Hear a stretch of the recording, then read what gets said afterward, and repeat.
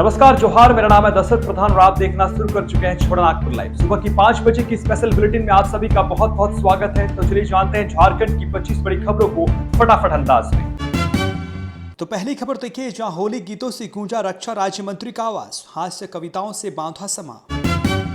हास्यमेव जयते की ओर से रविवार को केंद्रीय रक्षा राज्य मंत्री संजय सेठ के आवास पर नमो श्री होली मिलन समारोह का आयोजन किया गया। इसमें होली गीतों की गूंज रही। सिमरन और आदित्य ने होली के कई गीतों से समा बांधा। भजनों के आनंद संग होली के गीत, साहित्य, हास्य कविताओं का लोगों ने आनंद उठाया। साथ ही मोटे अनाज के व्यंजन का भी लुत्फ उठाया। समारोह में जुटे भाजपा नेताओं के साथ साथ शहर के कई लोगों ने एक दूसरे को अबीर गुलाल लगाकर होली की शुभकामनाएं दी। श्री सेठ ने कहा कि सनातन धर्म का सबसे बड़ा पर्व होली मिलन समारोह एकता और अखंडता की मिसाल कायम करता है। ये भाईचारे का सबसे बड़ा पर्व माना जाता है। जिस तरह जीवन में हजारों रंग होते हैं, उसी तरह रंगों की ये होली हमारे अंदर आनंद उमंग भर देता है। होली दोस्तों, मित्रों, परिवार में बड़े बुजुर्गों के मतभेद को रंग के माध्यम से समाप्त करती है। साथ ही प्रेम प्यार का संदेश देती है। हमें सदैव जीवन भर मोटे अनाज का प्रयोग करना चाहिए और इसके लिए संकल्प लेना चाहिए। हास्यमेव जयते के अध्यक्ष मुकेश काबरा ने बताया कि होली मिलन समारोह प्रत्येक वर्ष सांसद परिवार के साथ मनाया जाता है। इसमें धार्मिक व सामाजिक संस्थानों सहित पार्टी के कई लोग शामिल होते हैं। समारोह में विधायक सीपी सिंह, नवीन जायसवाल, सुदेश महतो, रमेश सिंह, संजीव विजयवर्गीय, राज वर्मा, ऐश्वर्या सेठ, प्रमोद सरस्वत, भीष्म सिंह, मनोज तिवारी, नीरज चौधरी, बिनेश्वर प्रसाद, सुरेश पांड्या, ललन श्रीवास्तव, संजय जायसवाल, ललित ओझा समेत कई लोग शामिल हुए। अगली खबर देखिए, जहां पेशा के मुद्दे पर मुख्यमंत्री व आदिवासी मंत्री विधायक मुखदर्शक बने हुए हैं, बोले ग्लैडसन डुंगडुंग। आदिवासी क्षेत्र सुरक्षा परिषद के अध्यक्ष ग्लैडसन डुंगडुंग ने कहा कि झारखंड के अनुसूचित क्षेत्रों में पिछले 24 सालों से असंवैधानिक रूप से झारखंड पंचायत राज अधिनियम 2001 और नगर पालिका कानून 2011 को लागू किया गया है।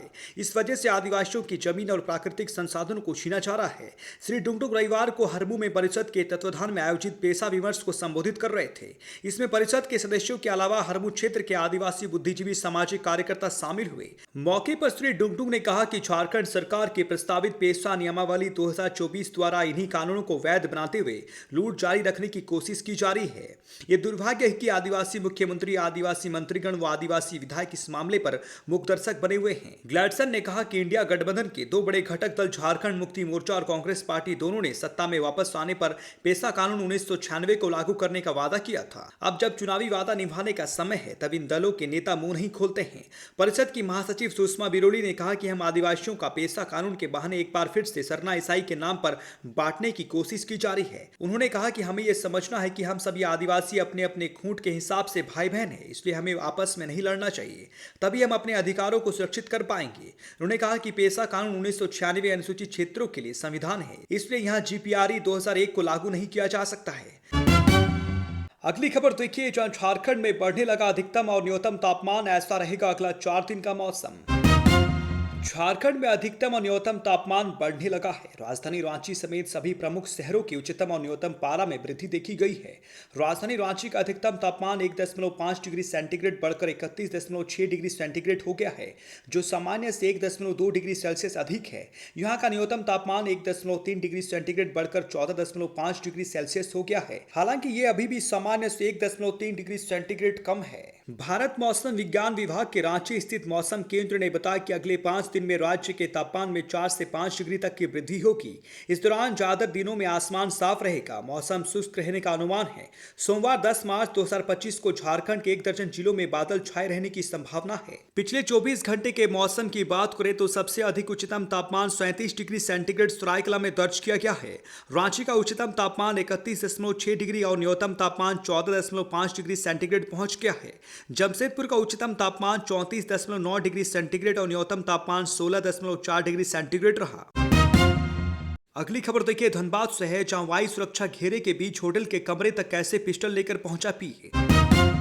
दिसोम गुरु शिबू सोरेन की बड़ी बहू व जामा की पूर्व विधायक सीता सोरेन पर हुए जानलेवा हमले के प्रयास मामले में सरायढेला पुलिस ने जांच शुरू कर दी है। शनिवार को सरायढेला प्रभारी नूतन मोदी ने सोनोटेल होटल जाकर कर्मियों से घटनाक्रम के संबंध में पूछताछ की। होटल में लगे सीसीटीवी कैमरे को देखा। जानकारी के अनुसार पुलिस इस बिंदु पर जांच कर रही है कि वायु सुरक्षा घेरे के बीच पूर्व विधायक का पीए देवाशीष घोष पिस्टल के साथ कमरे में कैसे प्रवेश कर गया। नियम के अनुसार वायु सुरक्षा घेरे के बीच वीआईपी के कमरे तक जाने वाले हर व्यक्ति की समुचित प्रारंभिक जांच के बाद ही अंदर प्रवेश की अनुमति दी जाती है। पुलिस इस बात का पता लगाने में जुटी है कि सुरक्षा घेरे में कहां चूक हुई है।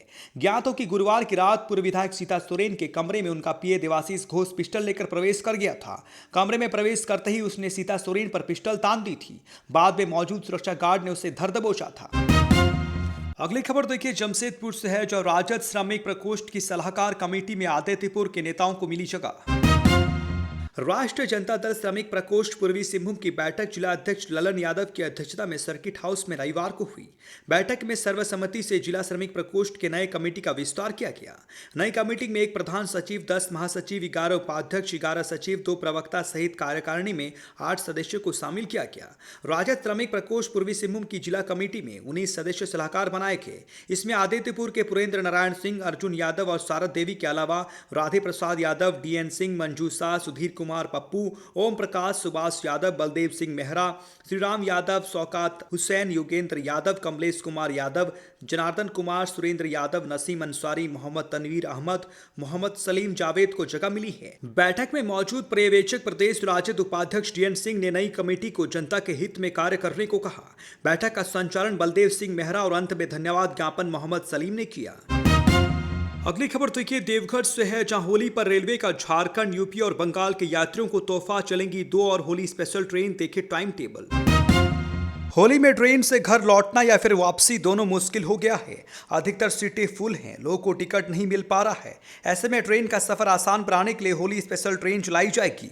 होली के दौरान यात्रियों की अपेक्षित भीड़ को देखते हुए पूर्व रेलवे ने 2 और होली स्पेशल ट्रेन चलाने का निर्णय लिया है। लालकुआं कोलकाता होली स्पेशल और Kanpur central Kolkata Holi special train चलाई जाएगी। 05-060 लालकुआं कोलकाता होली स्पेशल 13 मार्च, 20 मार्च और 27 मार्च को लालकुआं से 13:35 में रवाना होगी और अगले दिन 23:55 में कोलकाता पहुंचेगी। 05-059 कोलकाता लालकुआं होली स्पेशल ट्रेन दूसरे दिन 15 मार्च, 22 मार्च और 29 मार्च को कोलकाता से 5 बजे रवाना होगी और दूसरे दिन 15:45 में लालकुआं पहुंचेगी। ये ट्रेन मधुपुर, जसीडीह आदि स्टेशन पर रुकेगी। ट्रेन में स्लीपर क्लास और वातानुकूलित श्रेणी की सुविधाएं उपलब्ध रहेंगी। अगली खबर देखिए बोकारो से है, जहां महिला दिवस पर जगह जगह कार्यक्रम का आयोजन। बीटीपीएस प्रबंधन की ओर से स्थानीय ऑफिसर्स क्लब में अंतर्राष्ट्रीय महिला दिवस पर कार्यक्रम का आयोजन किया गया। एचओपी सुशील कुमार अजरिया, डीजीएम प्रशासन BG Holkar, DGM health doctor Sangeeta Rani ने उद्घाटन किया।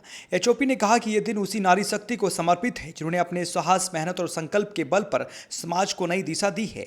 इस अवसर पर महिलाओं के लिए प्रतियोगिताओं का आयोजन किया गया और विजेताओं को पुरस्कृत किया गया। कार्यक्रम का संचालन आरती रानी ने किया। पंचसूत्र फाउंडेशन द्वारा गोविंदपुर ऐप पंचायत सचिवालय में कार्यक्रम का आयोजन किया गया। कश्मीर कॉलोनी में जनवादी महिला समिति द्वारा कार्यक्रम का आयोजन किया गया और जुलूस निकाला गया। वहीं महिला दिवस के मौके पर राष्ट्र महिला फेडरेशन के बैनर तले रैली व जुलूस निकाला गया। इसमें शामिल महिलाओं ने अपने अधिकार को लेकर नारे लगाए। अगली खबर देखिए गुमला से है, जहां कलयुग में सिर्फ शक्ति की पूजा होती है। तेली जतरा होली मिलन सह सामूहिक विवाह समारोह में बोले रघुवर दास। झारखंड के पूर्व मुख्यमंत्री रघुवर दास ने कहा कि यह कलयुग है, कलयुग में सिर्फ शक्ति की पूजा होती है। वो गुमला शहर से सटे करौंदी रथ मेलाटाण में छोटा नागपुरिया तेली उत्थान समाज के वार्षिक तेली जतरा होली मिलन सह सामूहिक विवाह समारोह को संबोधित कर रहे थे। उन्होंने कहा कि हमारा समाज कई जिलों में काफी गरीब है, लेकिन हमारे समाज के पास शक्ति है। हम शक्ति से ही आगे बढ़ सकते हैं। आज निश्चित रूप से खुशी का दिन है। सिटी यूएस समाज ने जो बीज बोया था, आज उसका विराट रूप इस रजत जयंती समारोह में देखा जा रहा है। युवा पीढ़ी ने समाज को सशक्त करने का जो बीड़ा उठाया है, उसके लिए मैं उन्हें धन्यवाद देता हूं। रघुवर दास ने आगे कहा कि समाज की प्रगति एकता से और कुरीतियों को खत्म से होता है, तब जाकर हमारा समाज तरक्की करेगा। मैंने अपने कार्यकाल के दौरान वर्ष 2019 में सभी जिले के डीसी को आरक्षण के लिए आर्थिक सामाजिक सर्वेक्षण करने के लिए कहा था। अभी तक उस दिशा में कोई काम नहीं हुआ है। 6 वर्ष बीत गए हैं, लेकिन सरकार आर्थिक सामाजिक सर्वेक्षण पर ध्यान नहीं दे रही है। धनबाद के सांसद ढुल्लू महतो ने कहा कि तेली समाज के अलग अलग टाइटल की वजह से हम बट गए हैं।